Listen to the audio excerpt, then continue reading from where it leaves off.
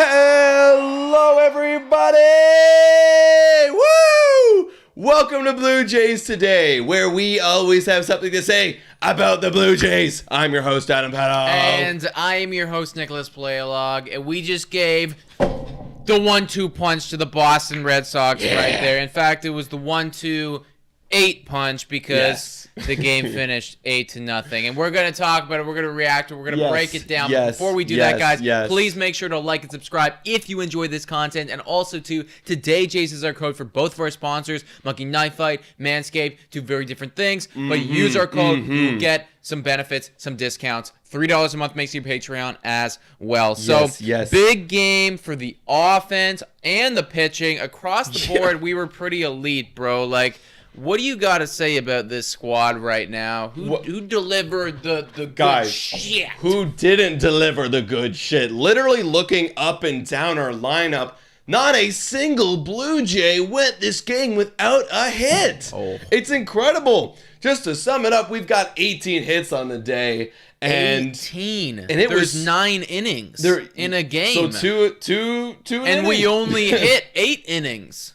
Oh, that's right. So math, do the math on that. But yeah, no, it was exceptional. But I want to break it down even further to see where these contributions came from. Yeah. Because it literally came from a bunch of guys. It came from everywhere. So let's take a look. So Marcus Semien went 2 for 5. Yeah. Bo Bichette 1 for 4. Vladdy staying the hell hot in his MVP hunt. 3 for 5. 3 for 5. Man. Oh boy, I bet $10 on Vladdy to win MVP. Yes, guys, his odds are actually really, really good right now. Like, I bet $10 I win 130.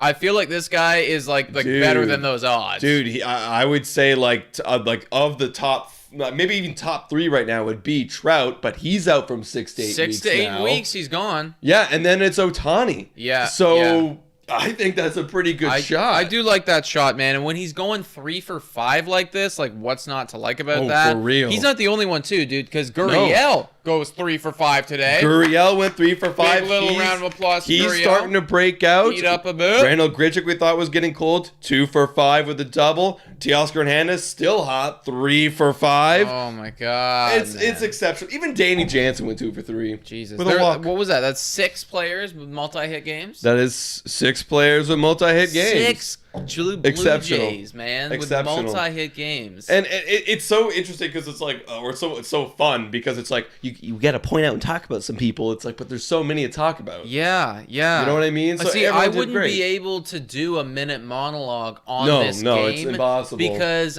there's no way I could keep what I have to say under like 3 minutes. No. Because like not only did we have 6 players with multi-hit games, I think what's super great about this, and this game in particular, was it wasn't just one guy with the RBIs. Because sometimes you see Vlad and he's got like 7 RBIs or something. But today, Grich had 2, and then everyone else, like, it was scattered. Yeah. Nobody else had 2. It was all 1, 1, 1, 1, and we scored 8. And up until that 8th inning, we didn't have a single home run until Randall Grichuk drove it out to the ballpark into right field. Yeah. So Oppo Taco. We were playing some small ball, baby. But we're literally playing small ball. Well, yeah, stringing hits together, just like that's what's great, especially if you can get over 2 hits an inning on average. Of course, it's going to happen. Eventually, it's going to happen. And we were talking like this is just a result of all of our hitters being hot at the exact same time. And games like this, and we saw it like games like on Sunday,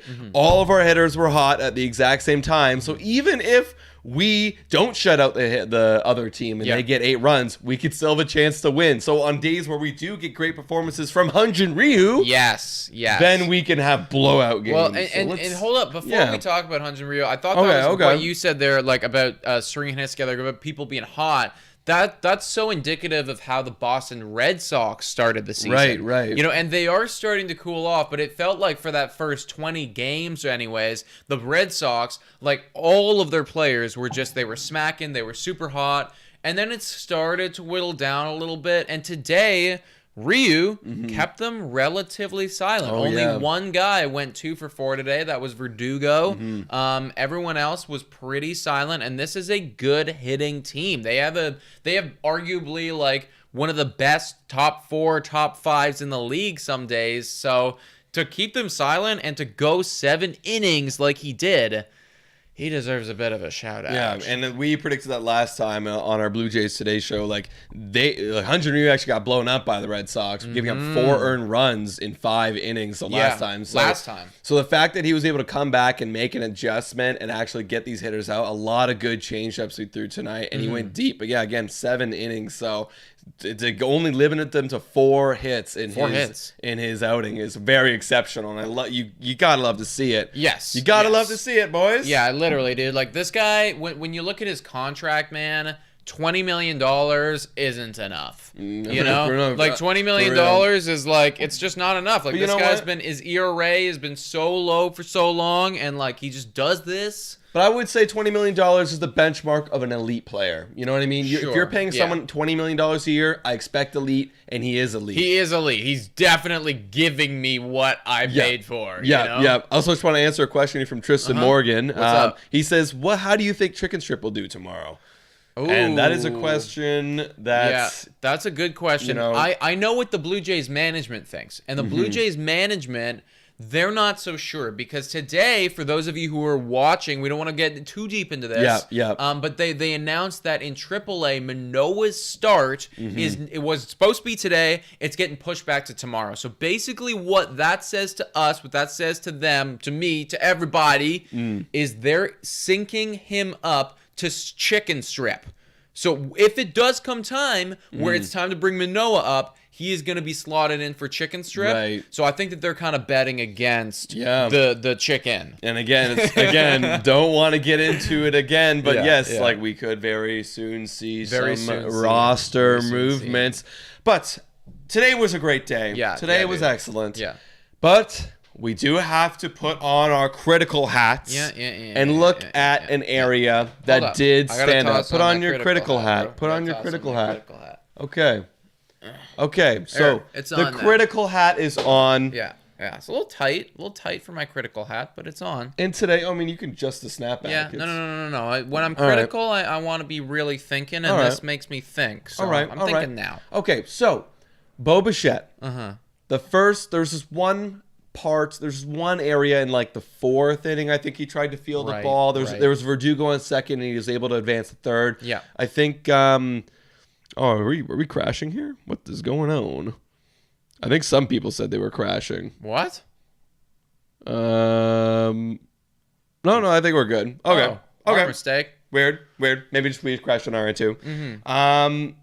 But Bo Bichette made a mental error. It was a tough play, but it was forgiven. But then there was another mistake that happened where he was giving too much movement. There was too much forward movement into he was trying to field the ball, and he just, for some reason, pushed his glove forward for whatever reason and committed an error. Yeah, no, he definitely screwed up there big, dude. And then that really got in his head, I think. And basically, like, he had that horrible error where he had, like, it looked to be like a fielding seizure almost, you know? That's what I was referring to, where it was like, it was just not necessary, you're supposed to field the ball cleanly into your glove and then make the throw, where for some reason he didn't field it in, he pushed it out. And for some reason, you guys we're having issues too on our end. Weird. This is super weird, guys. It looks like YouTube's having a bit of an issue right now. Weird. Copyright? ? Yeah, I mean, no, we're not copyrighting anything. This is all original. So. I don't know. Okay, well, I guess we'll end it sooner rather than later then, guys. But this was kind of the post-game reaction. We were going to talk about how Bo is having problems error-wise. Maybe we can make that into its own separate little podcast potentially. One day, But, obviously he's still learning. I was hoping that he was going to do better and that this wouldn't be happening as often, but it's going to happen. So what's going to happen, bro? And even elite players like Xander Bogaerts deal with the problems defensively sometimes. Right. Either way, massive game for the Jays, guys. So, if you like this content and want more, sub to it and like it and whatnot. And just let us know what you want to see about this game and blah, blah, blah, blah, blah, blah. My little outro is all thrown off. Yeah, I know. Everyone's leaving the thing. We don't know what's going on. Okay. But all right, guys. Check out Manscaped. Check out